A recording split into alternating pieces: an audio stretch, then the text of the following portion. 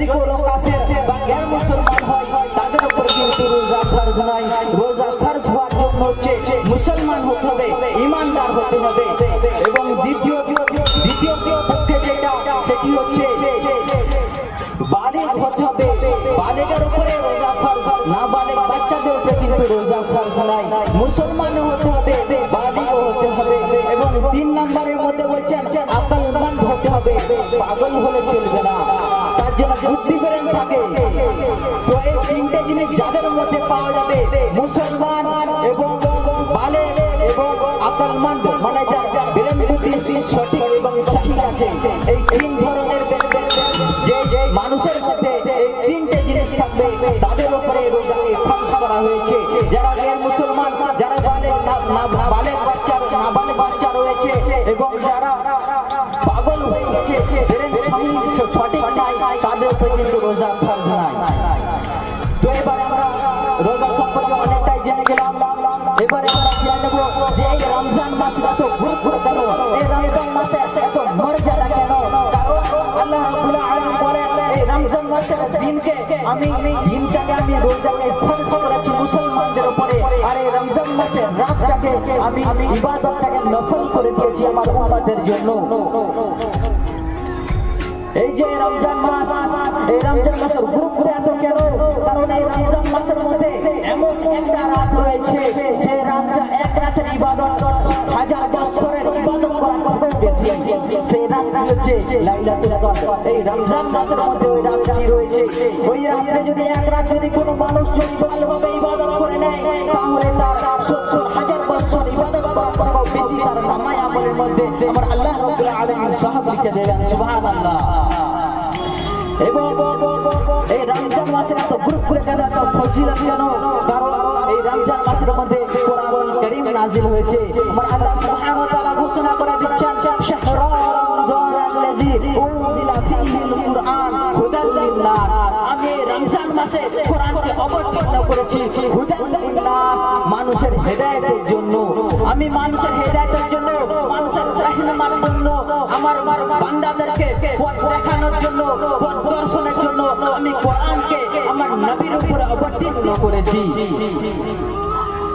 এই কোরআনের মর্যাদা কি, এই কোরআন কাকে বলে, এই কোরআন কি, এই সম্পর্কে আমাদেরকে কিছু কথা জানতে হবে।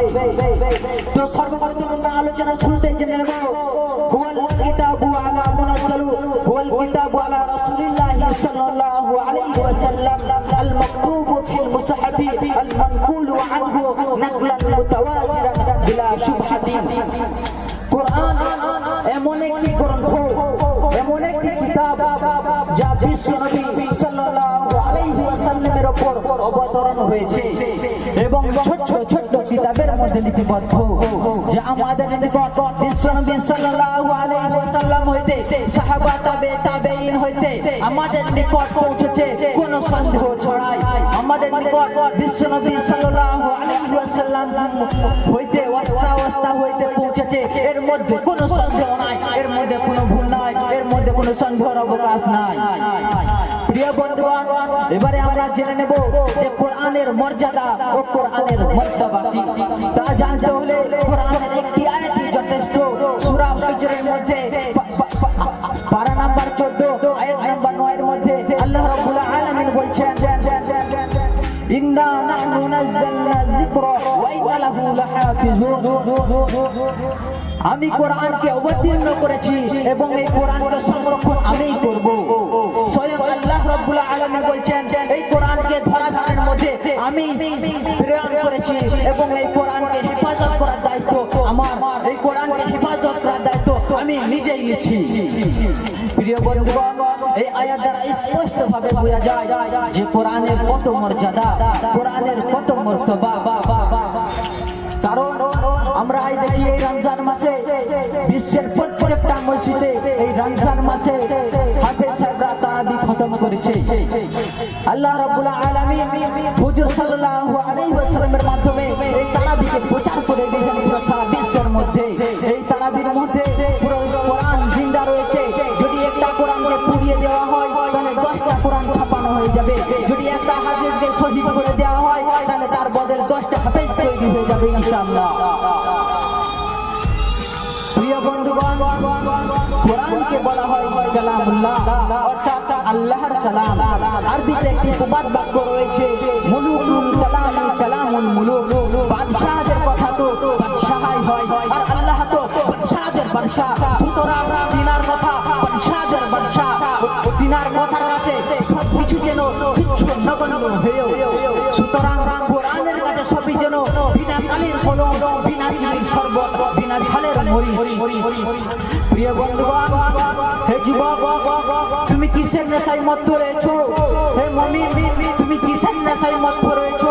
তুমি কেন অন্ধকারের মধ্যে ডুবে রয়েছো? তোমার কি ইচ্ছে চাই না তোমার প্রভুটাকে ছাড়া দিতে? তাহলে আসো কোরআন বলো, কোরআন পড়ো, তোমার রব তোমার ডাকে ছাড়া দেবে। তোমার কি ইচ্ছে চাই না তোমার রবের দর্শন করতে? তাহলে কোরআনের আয়াতের উপরে নজর দাও, তোমার রবের দর্শন পাবে। প্রিয় বন্ধুগণ, এই কোরআনকে আল্লাহ রাব্বুল আলামিন আমাদের উপরে নাযিল করেছে। এই কোরআনকে আমাদের সঙ্গী বানাতে হবে, এই কোরআনকে আমাদের সঙ্গী বানাতে হবে, এই কোরআনকে আমাদের জিন্দেগিতে বাস্তবায়ন করতে হবে। কারণ আমাদের সঙ্গী যদি চোর হয় তাহলে আমাদেরকেও চোর বলবে, আমাদের সঙ্গী যদি ভেজাল হয়, খারাপ হয়, তাহলে আমাদেরকেও খারাপ বলবে। সুতরাং আমাদের বন্ধু যদি সৎ হয় তাহলে আমাদেরকেও সৎ বলবে, আমাদের সঙ্গী যদি নির্ভেজাল হয় তাহলে আমাদেরকেও নির্ভেজাল হবে। সুতরাং নিজেকে সৎ ও নির্ভেজাল বানাতে হলে কোরআনকে সঙ্গী বানাও। কোরআন আপনার মান সম্মান মর্যাদাকে বাড়িয়ে দিতে বিন্দু পরিমাণ বিলম্ব করবে না। রেহেল সঙ্গী হয়েছে, সম্মান পেয়েছে, জুজদান সঙ্গী হয়েছে, সম্মান পেয়েছে, ও সম্মানের খাদান থেকে তুলে এনে পৌঁছে দেবে সম্মানের পদদেশে। হাফেজ কারি মাওলানা মুফতি ইমাম এদের এক ইশারায়, এক তাকবীরে এমপি এমএলএ রাজা বাদশারা ঝুঁকতে বাধ্য হয়েছে। তাই তো